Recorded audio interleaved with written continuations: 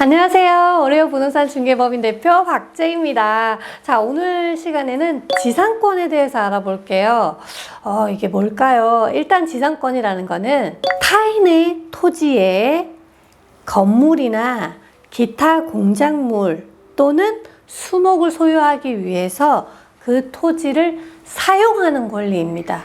자, 제가 지금 좀 천천히 읽은 이유가 있어요.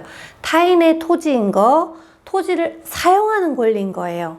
내가 소유가 아니라는 겁니다. 지상권은 계약 체결 후에 등기부에 꼭 등기를 해야 합니다. 예를 들어서 내가 이 토지를 임대를 했는데 그 임대한 토지에다가 소나무를 심을 거예요. 그리고 그 지상권을 30년 계약을 했습니다. 그 의미는 뭐예요?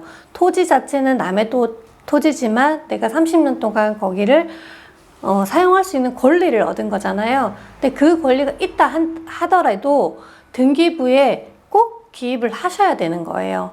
하지만 그와 반대로 법정 지상권이라는 게 있습니다. 지상권이긴 하나 앞에 법정이라는 게 들어가죠.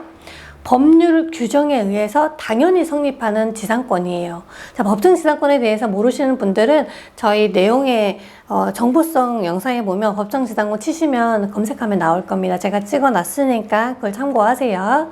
자, 지상권과 법정 지상권의 차이를 한눈에 보실 수 있도록 해놨습니다. 자, 계약을 할 때 지상권은 계약에 따라서 성립을 하는 거고 법정 지상권은 계약을 안 해도 성립을 하는 거고 등기부에 지상권은 등기를 필수로 해야 되지만 법정 지상권은 등기하지 않아도 됩니다. 단 팔려면 등기를 해야 합니다. 이게 조금 다릅니다. 그리고 또 하나 구분 지상권이라는 게 있는데 이거는 지하 또는 지상 공간에 대한 지상권, 이게 무슨 말인가 싶으시죠? 자, 간단하게 내 집 밑으로 지하철이 지나간다. 그리고 내가 가지고 있는 산 사이로 산을 뚫고 고속도로가 뚫렸다. 그리고는 변전소가 생겼다 등등 다리가 생겼다. 내가 가지고 있는, 내가 소유하고 있는 토지나 그 건물 아래로 위로 공간이잖아요. 아래나 위나 거기에 뭔가 내가 원하지 않는 것들이 생겼을 때는 거기에 대한 보상을 받고 지상권을 성립을 하는 거예요. 예를 들면 지금 이 평호처럼 지하철을 뚫기 위해서 서울시가 구분 지상권을 설정을 했어요.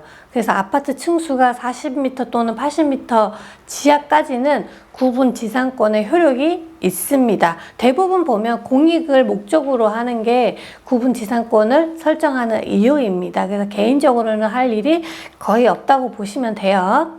자, 등기부에 우리가 봤는데 보면은 지금 여기 등기부 보니까 구분 지상권 설정, 근데 등기 원인이 토지 사용이라고 되어 있어요.